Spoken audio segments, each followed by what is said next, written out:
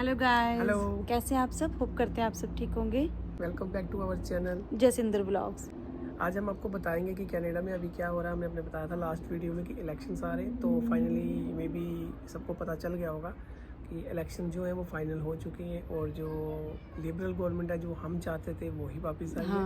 बहुत ज़्यादा मुश्किल था लेकिन फिर भी लिबरल गवर्नमेंट आ गई, क्योंकि जो मार्क कार्नी है is a very intelligent person. So उनको लोगों ने मतलब कि लिबरल जो गवर्नमेंट है वो मेजॉरिटी में नहीं आई है। 169 सीट्स आई हैं उनकी, जबकि मेजॉरिटी के लिए उनको 172 चाहिए थी। तो अभी भी चीज़ें चल रही हैं, मे भी शायद मेजॉरिटी में उनकी वापस हो जाए, क्योंकि कुछ दूसरी पार्टी के लीडर्स हैं वो उनको ऑफ़र कर रहे हैं उनकी पार्टी में आने के लिए। अगर वो आ जाते हैं पूरी तरह से तो फिर मेजॉरिटी की गवर्नमेंट बन जाएगी। एनीवेज हमें मेजॉरिटी से कुछ नहीं है, सरकार बन हमें बस यही है कि चलो हमें था कि देखते हैं लिबरल जीतती है या फिर यही था कि हम भी देखना चाहते थे कि मार्क कार्नी आएंगे या फिर पीयर पॉलिवर या कंजर्वेटिव या फिर लिबरल। हम भी चाहते थे कि लिबरल ही आए। तो और इवन के जो इंटरनेशनल स्टूडेंट्स हैं वो भी बहुत ज़्यादा खुश हैं, क्योंकि मार्क कार्नी जो है कहीं ना कहीं उन्होंने अब पहले ही जो बहुत सारी चेंजेस कर चुके हैं, उन्होंने वो चेंजेस तो करनी नहीं है। वो तो करेंगे क्योंकि वो कंट्री के लिए वो था, क्योंकि चीज़ें जो काफ़ी ज़्यादा इमिग्रेशन हो गई है। आपको इस वीडियो के एंड में बताएंगे कि इस गवर्नमेंट के आने से हमें जो भी स्टूडेंट्स हैं, जैसे हम हैं, वर्क परमिट होल्डर्स हैं, इमिग्रेंट्स हैं, उनको कैसे बेनिफिट होने वाला है। क्योंकि जो नई गवर्नमेंट आएगी ना, उसने काफ़ी सारी चेंजेस करनी थी। तो मार्क कार्नी जो हमारे प्राइम मिनिस्टर करंट बन चुके हैं, अब 5 साल के लिए यही रहेंगे। तो अभी उन्होंने क्या क्या चीज़ें की हैं, आते ही उन्होंने कुछ अनाउंस किया है। जैसे अमेरिका के टैरिफ को लेके उन्होंने दूसरी कंट्रीज़ जैसे फ्रांस के जो पीएम हैं उनसे उन्होंने पहले भी जब वो आए थे तो 1 महीने के अंदर वो वहाँ गए थे, उनको मिल के आए थे। वो अब क्या कर रहे हैं, और कंट्रियों से अपने जो रिलेशन है वो अच्छे कर रहे हैं और वहाँ पे वो अपना बिज़नेस मतलब आगे कंट्री के साथ डील करना चाहेंगे। काफ़ी प्रोजेक्ट्स जो होंगे, क्योंकि अमेरिका ने अब ये चीज़ दिखा दी है कि वो जैसे ट्रंप सबको हर कंट्री को, कनाडा पूरी तरह से डिपेंडेड है अमेरिका पे काफ़ी चीज़ों में। ट्रेड को लेके देख लो, अगर डिफेंस को लेके जो अमेरिका शुरू से कनाडा को मतलब सपोर्ट करता आया है, लेकिन अब जो ट्रंप ने दिखा दिया तो अब जो है काफ़ी कंट्रीज़ और कनाडा भी काफ़ी दूसरी कंट्रीज़ के साथ ट्रेड करने की सोच रहे हैं, अभी वो करेंगे। तो ये था कि हम भी चाहते थे कि लिबरल आए और लिबरल के आने से ही सब चीज़ें बेहतर होंगी। देखते हैं अभी और ये क्या क्या चेंजेस कुछ और लेके आते हैं या फिर हम जो सोच रहे हैं कुछ और ही होता है। चलो उसके बारे में भी देखेंगे, जैसे जो कोई भी अपडेट आएगा आपको ज़रूर बताएंगे। और देखो जैसे ही इलेक्शन हुई, प्राइम मिनिस्टर बन के उसके बाद ही बैक टू बैक उन्होंने 2 ड्रॉ जो है निकाल दिया। पहले इन्होंने निकाला एजुकेशन में, हाँ 1 मई को, फिर उसके बाद इन्होंने 2 मई को इन्हें health care and social worker में ड्रॉ निकाल दिया। पहले एजुकेशन में आया था 479 स्कोर, तो मुझे लगा था कि होप थी कि हाँ अब जो है स्कोर काफ़ी नीचे गया। दैट मीन्स फर्स्ट ड्रॉ था। हाँ। जैसे इन्होंने ट्रकिंग को बाहर निकाल दिया है, जैसे फ्रेंच हेल्थ था, ट्रेड था, टेक था, ट्रांसपोर्ट था, इन्होंने ट्रांसपोर्ट को निकाल के एजुकेशन को डाल दिया। तो फर्स्ट ड्रॉ एजुकेशन का आ गया, तो इसका मतलब आप एजुकेशन को ये सपोर्ट कर रहे हैं। इसमें अर्ली चाइल्ड एजुकेटर्स जो होते हैं, जो टीचर्स होते हैं, जो असिस्टेंट्स होते हैं, उनको 379 पे 1000 बंदों को गया। अगर ऐसा ही ड्रॉ अगर ये 4000 3000 बंदों को भेजते तो होपफुली 440 450 तक रहता।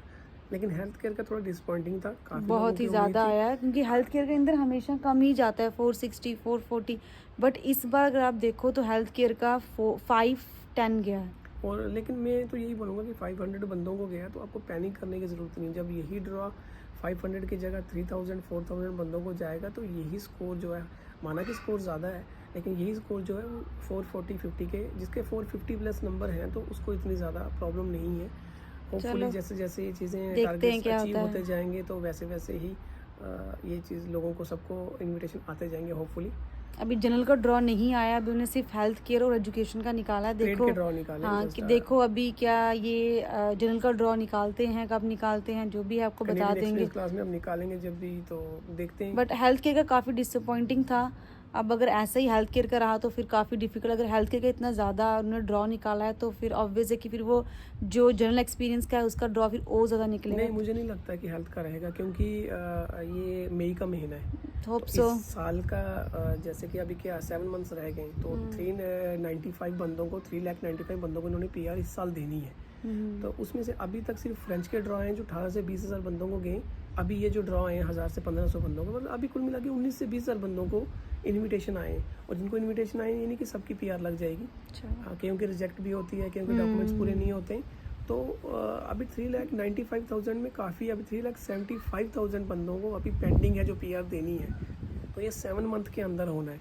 तो hopefully back to back draw आएंगे और बड़े वाले ड्रा आएंगे। जैसे 500,000 बंदों को PR दे के ये कोटा पूरा नहीं कर पाएंगे। मैंने बताया था कि वीडियो के एंड में आपको बताएंगे कि इस गवर्नमेंट के आने से हमें क्या बेनिफिट है। वैसे तो काम तो हमें अपना ही करना है, जो वर्क परमिट है हमारा वही है, कोई पड़ेगा नहीं। लेकिन बेनिफिट ये है कि जैसे इस गवर्नमेंट ने पहले बोला था 5 लाख से इन्होंने 3,95,000 इस साल का किया है, एंड अगले साल का 3,85,000 किया है। देन थर्ड ईयर का भी 3,70,000 या 60 के समथिंग रखा है।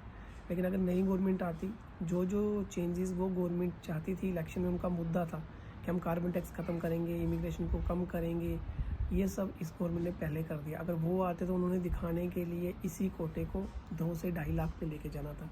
ये चीज़ बड़ी मतलब जितने भी लोग आए तो अगर PR कम मिलेगी तो इसका मतलब ऑब्वियसली वर्क परमिट ख़त्म होंगे तो लोग वापस ही जाएंगे, होम कंट्री हाँ। जाएंगे। ये बेनिफिट था कि ये सरकार आई है, तो इसने जो कि आप ये चीज़ समझे कि पहले इसी गवर्नमेंट ने मैसअप किया है, इन्होंने ही बंदे बुलाए, फिर इन्होंने ही चेंज किया है। अगर यही वापस आएंगे तो ये इस चीज़ को समझेंगे कि गलती इनसे ही हुई है, उन्होंने ठीक करी है और ज़्यादा कुछ नहीं करेंगे। लेकिन जो नई गवर्नमेंट आती है उसकी तो कोई रिस्पॉन्सिबिलिटी नहीं थी कि उन्होंने कुछ ऐसा किया नहीं, उन्होंने और चेंज करना था। इवन कि पीयर पॉलीवर कह रहे थे कि मैं स्टूडेंट वीज़े को पूरी तरह चेंज कर दूंगा, आके स्टडी करके आप वापस जाएँ। मैं भी वर्क परमिट ना दे कम देते। तो अभी ये कितने बच्चे हैं जिनको हम जानते हैं, हमारे साथ जो रहते हैं हमारे कलीग्स, उनके भी स्टडी है अभी, काफ़ी बच्चे हैं। तो किसी को अभी 6 महीने के बाद वर्क परमिट मिलना है, किसी को 1 साल के बाद, किसी को अभी 2 साल की स्टडी है। तो उन सबको मे भी वर्क परमिट ना मिलता या फिर 1 साल का मिलता। इसलिए नई गवर्नमेंट आती तो चेंजेस लेके आती। और साथ में उन्होंने ये भी बोला था कि हम पहले ऐसा सिस्टम कर देंगे कि आज से 10-12 साल पहले होता था कि अगर उन्होंने बोला कि हम ऐसा चीज़ लाएंगे कि अगर 4 साल आप वर्क परमिट पे कनाडा में आप PR नहीं हो सकें तो मे भी आप शायद हमारी इकोनॉमी को सपोर्ट नहीं कर रहे हैं, उस सेक्टर में नहीं आ रहे हैं। 4 साल में PR नहीं हो पाए तो मतलब आप एलिजिबल उस लाइक है नहीं, फिर आपको तो वापस जाना पड़ेगा। 4 साल आपको उस कंट्री से, फिर इस कंट्री से 4 साल के लिए बाहर रहना पड़ेगा, देन वापस आप आ सकते हो। ऐसी ऐसी चीज़ें थी इस गवर्नमेंट की, जो अगर गवर्नमेंट अभी नहीं आई है कंजर्वेटिव, तो आ जाती तो काफ़ी मुश्किल था। और कहीं ना कहीं जो कंजर्वेटिव गवर्नमेंट के जो लीड कर रहे हैं वो भी कहीं ना कहीं उसको लोग यहाँ पे इसलिए उनको वोट नहीं मिले कि लोग उनको ट्रम्प की तरह समझते हैं। उन्होंने वही चीज़ें यहाँ पे करनी थी और कनाडा में मैसअप। ये जो लिबरल गवर्नमेंट है शुरू से फ्रेंडली है, इमिग्रेशन को लेके काफ़ी फ्रेंडली है। तो होप करते हैं कि आप सबके लिए ये गवर्नमेंट अच्छी होगी, हमारे लिए भी। तो अभी जो ड्रा है वो भी हमने आपको बता दिया करंट सिनेरियो।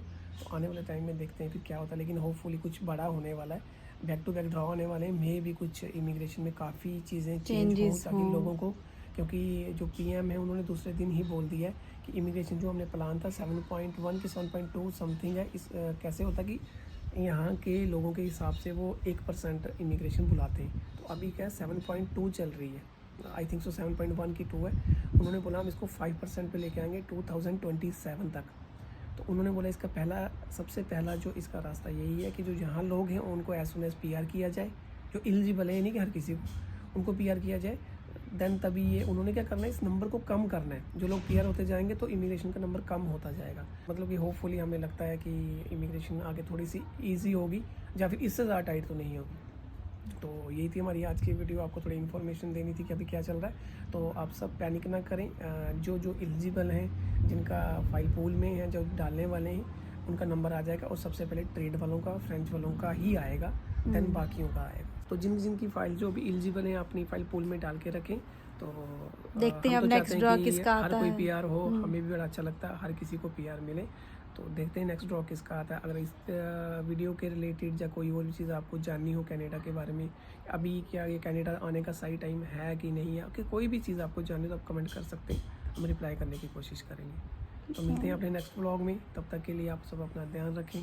Bye bye.